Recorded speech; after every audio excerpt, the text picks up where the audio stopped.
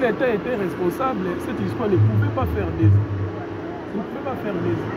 Mais c'est un journaliste, je vais vous étonner, que les militaires qui sont sur le terrain sont devenus commerçants. Et c'est ces militaires-là qui vendent aujourd'hui les produits cultivés par les gens. Une chose très grave. Permettez-moi de dire ça, malgré ça fait mal. C'est pour ça, lors de mes dernières interviews sur RFI, sur votre média, j'avais demandé au commandant suprême des forces armées de la République du Congo, j'ai dit Fatih Beton, d'échanger l'équipe de commandement dans les Kwamoutou. Parce que... Il faut que le Congo, on a stoppé les sociétés. Nakanisi, muteke adala maboko, muteke adala makolo, muteke adala mayele, muteke adali na makabuyosi.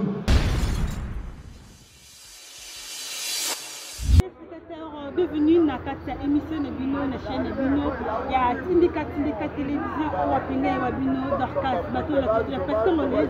Voilà, moi, maman, Babi, la touchante. Donc, je suis là pour vous informer. Mesdames et messieurs, les autres de la sujet, Moussou est un bon génocide. Il y a Teke Umbu, donc, au Basalaka Bongo mélangé, la tribu Yayaka. Néango, mesdames et messieurs, à Otozali, la paroisse Saint-Armand, Ezali. Place au bango ba poni pona premièrement kotika bongo sujet wana na maboko ya nzambe pe ba kosala bongo quelques symboles na etali bongo génocide oyo bande ko bazali ko kufa ba botoli mabele mais ce n'est pas vraiment raison principale au bango balini ba récupérer o etali ya bango plateau de bateke na bango etali bongo ya bango ba ferme na bango etali bongo ya bango bilanga la bango en tout cas ya monde ezali penza mama na likambo oyo tozali awa sur place. Mesdames et messieurs, de moi-même, na kokoka penza ko pesa mino ba précision te vu que na vivre vraiment événement ngai mo côté obe na kozala bongo na quelques bande ko o bazali na tozana ba fumu ba chef coutumier to bing na le poto pe tozala na ba notable teke ba onde ba ko pesa biso ba précision malam na o etali mokolo moi lelo. Mais avant tout, mesdames et messieurs, c'est la pesa matondo na ngai na mona mboka Rifa qui sombe depuis London na mona mboka papier tout le grand journal depuis London na mona mboka Etienne Kimoto papa Monanko, sans oublier papi à tout le grand journal, puis agence sur il y a Charles Mbongo contre Mbongo babi kuna dikambo kali transfert d'argent à beta dada puis la semaine que marto de mona mboka Doriana azali wana pona ko aider biso etali lili pe na montage émission oyo tozala mona mboka kapa ya alors la grande équipe ya tindika les partenaires du moment Gelang c'est le monde de Kazama Nzoloko Peto Kozalane Awanakati il y a activité mesdames et messieurs tous bongo quelqu'un bilili que témoigner présence de biso Awanakati ben et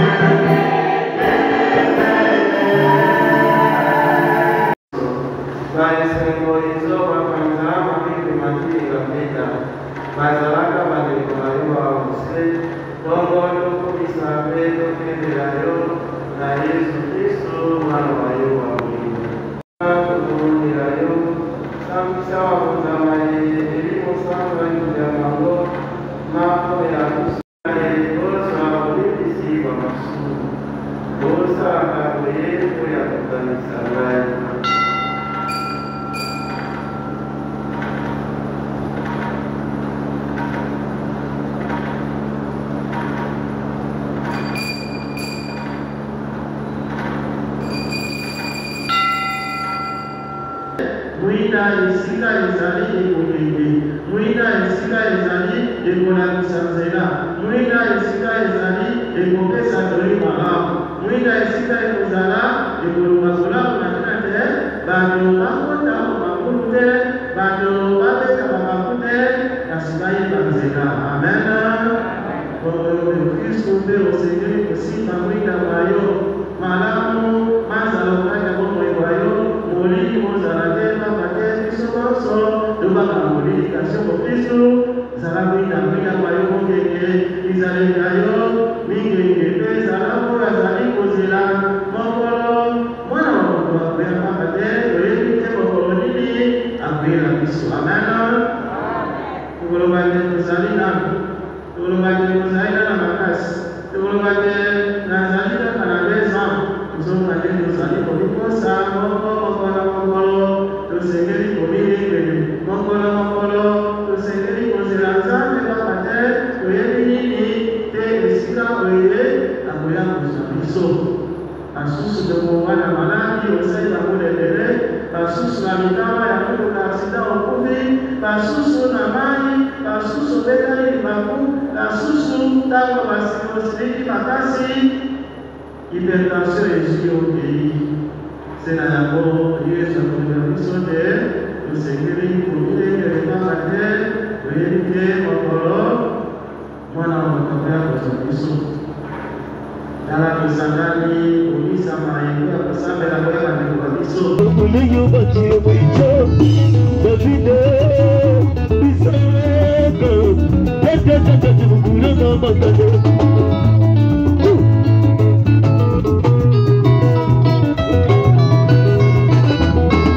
Mama buringa muparati mono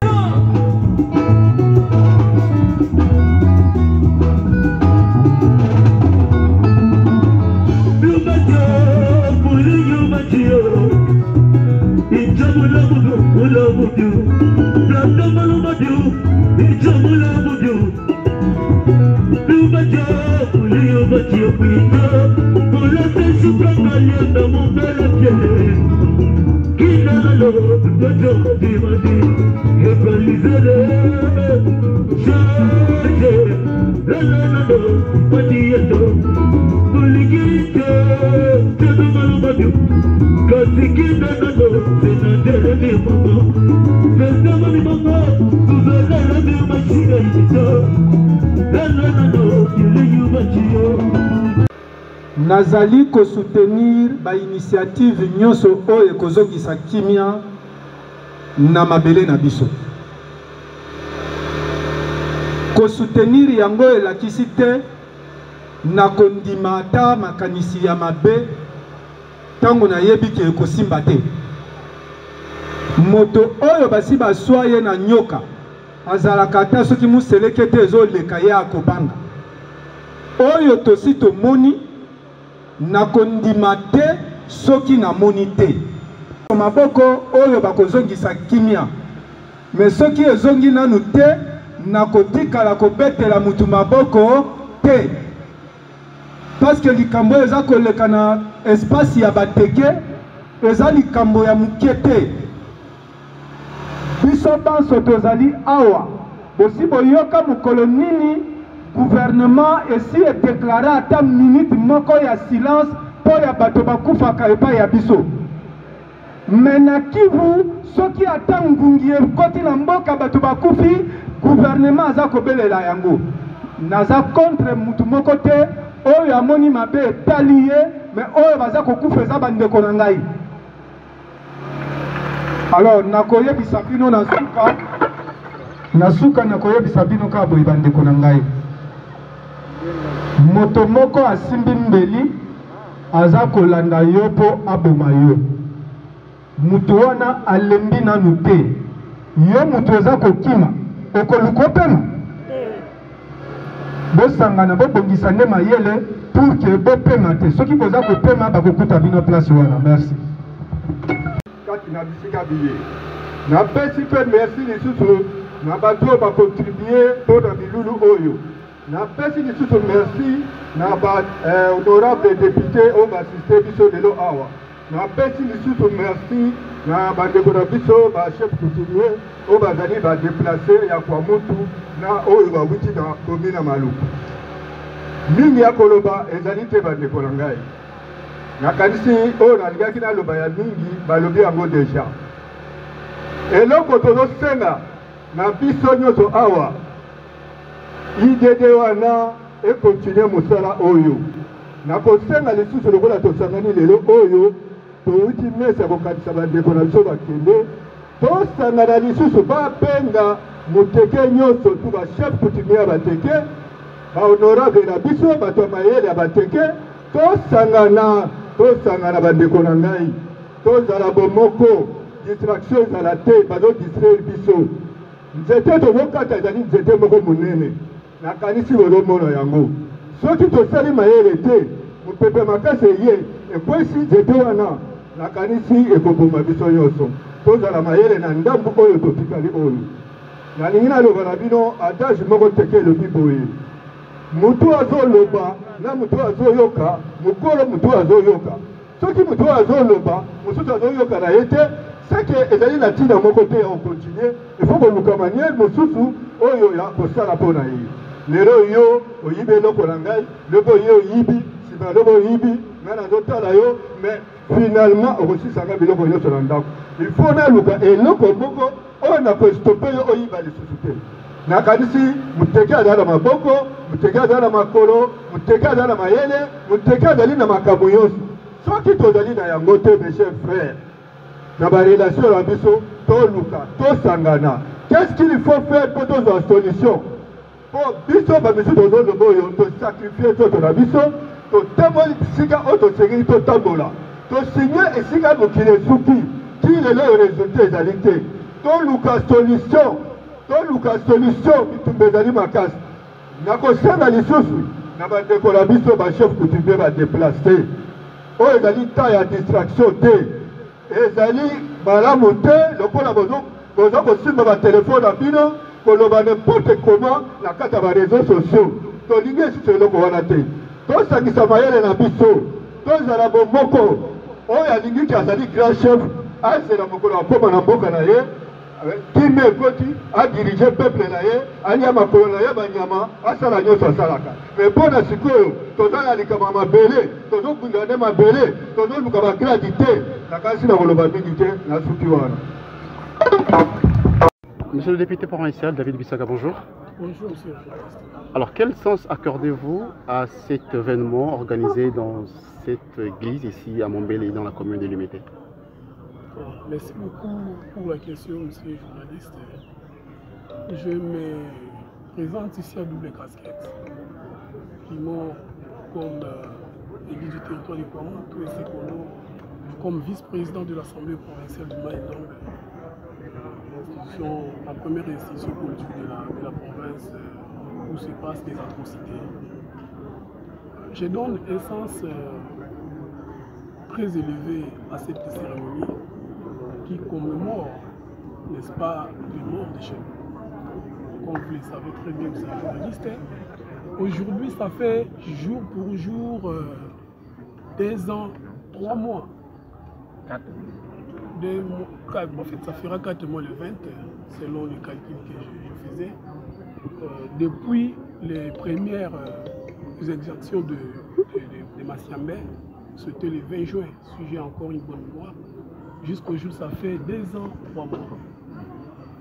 Alors, à chaque fois que ça fait une année, nous pensons à nos frères, à nos parents, à nos enfants qui nous ont quittés brutalement, injustement, dans des conditions inhumaines. C'est vraiment des sentiments de tristesse qui m'animent à ce moment. Mais 2 ans après, vous venez de là, vous étiez sur place dans le cadre de vos vacances parlementaires. Quelle est la situation sur place à Kouamoutou surtout?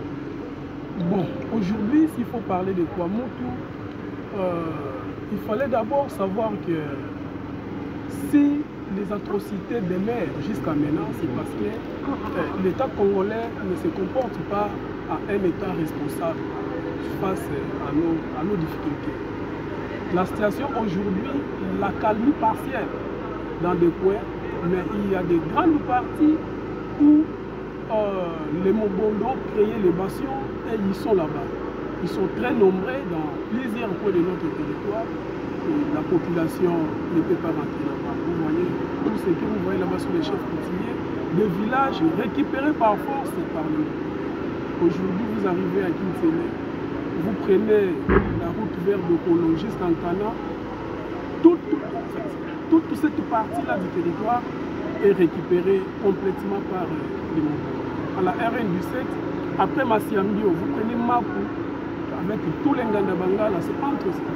Vous prenez l'eau de la rivière Mbouma, partout là-bas, je venais d'être quelque part où on me dira même qu'on vient, depuis les mois passés, d'installer un chef de groupement là-bas, américain s'est installé, et c'est chaque vendredi que les gens de Makou, Ferme 7, Paradis, partent voir leur chef de groupement, et ainsi de suite.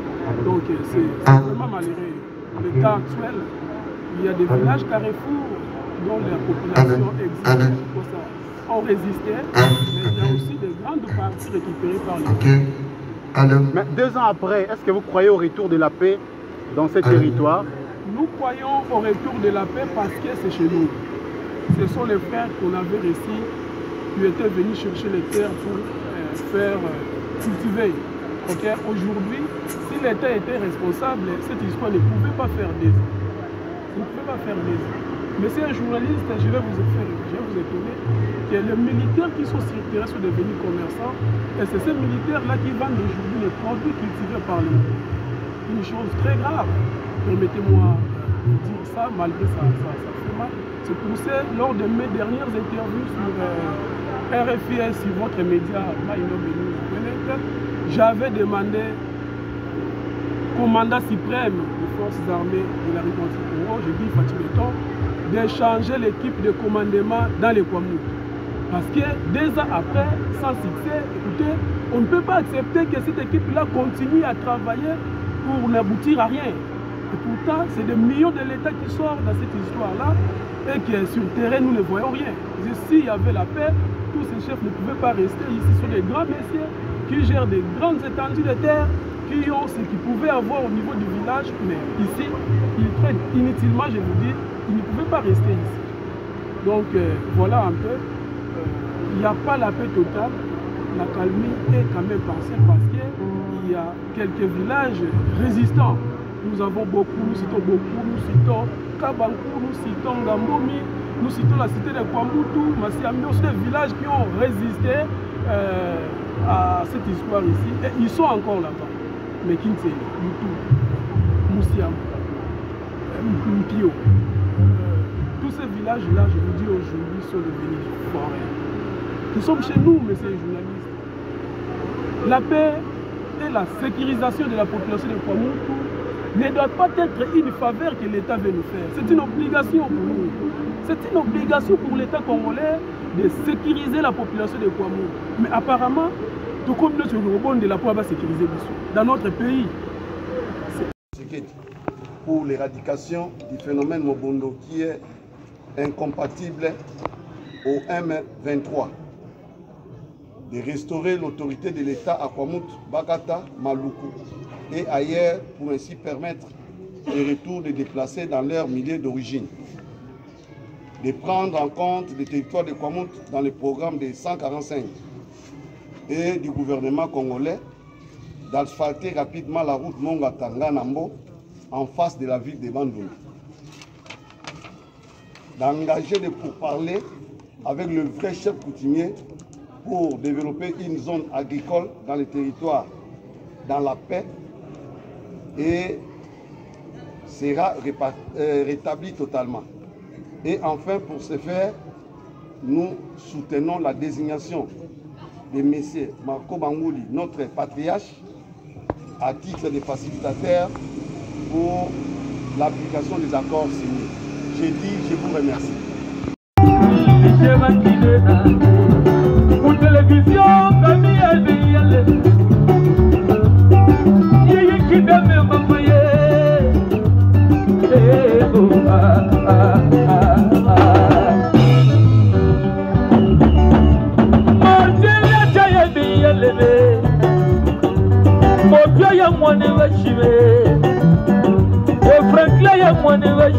bonio Eba dole sama kanu kile baro bube Bajole kule bayo bubaya le bonio Eba dole sama kanu kile baro bube Bila ramba ya biyelele Moizi mankani ya biyelele